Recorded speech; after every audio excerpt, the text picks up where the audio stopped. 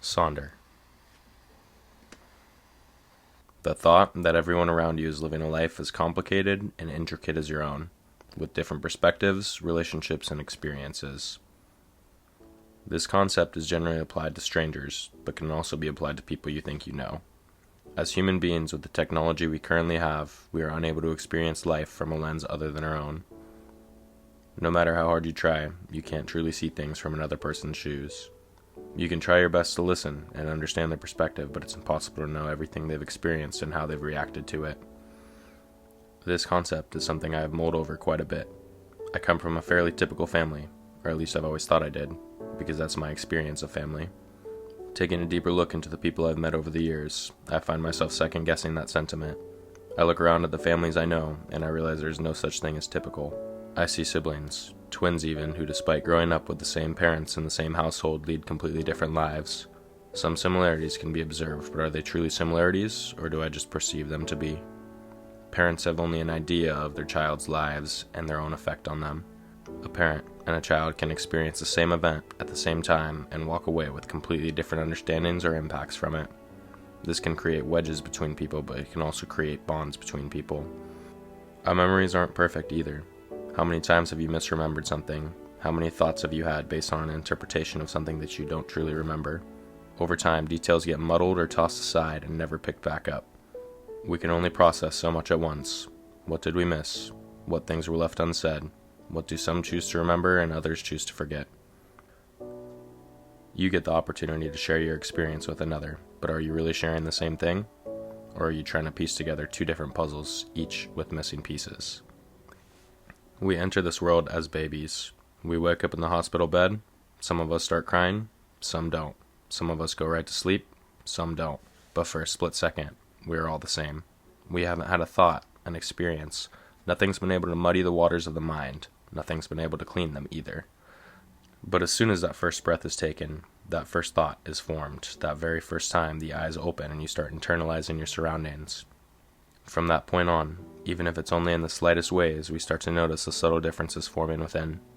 As a child, none of this crosses our minds, but over time, you grow up, and so does everyone else around you. While this continuously happens, we start branching out in different directions, onto different paths, intersecting with each other in strange, unexpected ways. At every one of these crossroads, a new thought or experience is formed by the interaction with its counterpart, permanently altering the way we will respond at the next crossroad, even if only in the most minuscule way. On the surface, the decision you make or conclusion you come to may not change from what you might have decided or concluded 5 minutes ago, but the way you got to those conclusions was different. Different emotions or questions entered your mind. Different senses may have activated, mental or physical, and the size of the roles each one played will be disproportionate, ever-changing and evolving throughout an ever-changing and evolving world. This is an inevitability. Nothing you can do will alter or change this process. It's just how our minds are programmed. This realization can be intimidating or scary for some, but it can also be liberating and exciting for others. I suppose that just depends on the experience and thoughts you've had before this one. The beauty I find in this is that things are fluid, and we as humans get to adapt and grow and truly live. We get to experience pain, passion, love, sadness, disgust, ecstasy, and these feelings are our own, and nobody will ever truly get to know the impact or lack thereof. In a world where everyone's the same, has the same thoughts, same motives, same outlooks, nothing ever changes. It's boring, lifeless, and lacking of substance. To me it looks like a dull, eerie dystopia, but to another it might look like true perfection. This headspace can be lonely for some. Your mind could head down a path leading to thoughts like, nobody understands me, nobody really knows who I am. But does it really matter if they do? Maybe effort is enough. Maybe all it takes is someone to listen for a moment and say, I don't understand, but I understand that you don't either, and I want to. They don't have to have lived the life you've lived. They don't have to have experienced the pain you've experienced.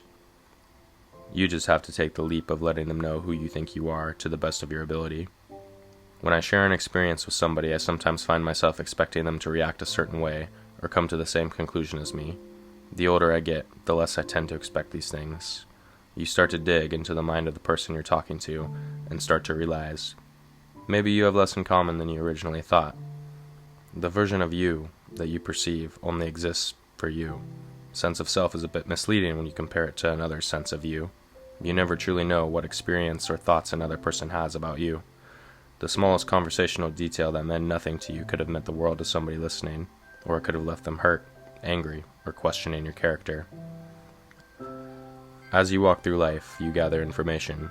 Your brain sees and hears people, and you have fleeting thoughts of, this person is attractive, this person is funny, kind, happy, cool, ugly, rude. Everyone else does this too. Or do they? Everyone else does this too.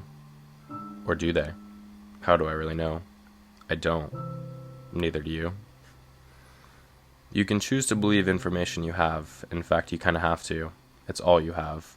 Every day we create stories from information and paint pictures of situations in our head. We can't know it all or understand it all, and truly never will.